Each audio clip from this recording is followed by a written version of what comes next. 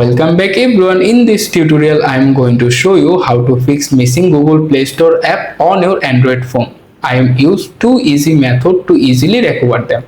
First of all, use the hidden app menu. So open settings.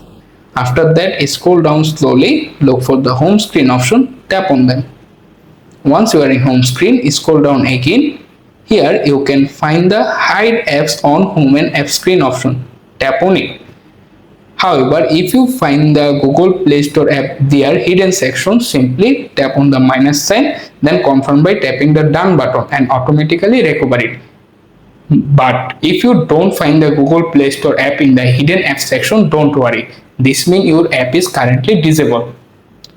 So you can easily enable it. To do that, return to the main settings page. After that, scroll all the way very bottom, go to apps.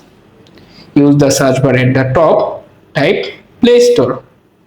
After that, you can find the Google Play Store app, tap on their name to open the app info page.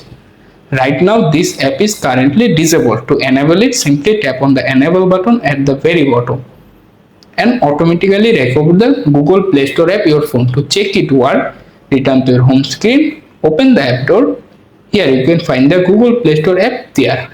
You can easily add it to your home screen. To do that, long press the app icon, swipe down to the very bottom and set your desired location or place. If you want to set, then release your finger and automatically set it. That's it, how you can easily fix missing Google Play Store on your Android phone. If you found this video will help you, please subscribe my channel, like this video, share with your friend. Goodbye.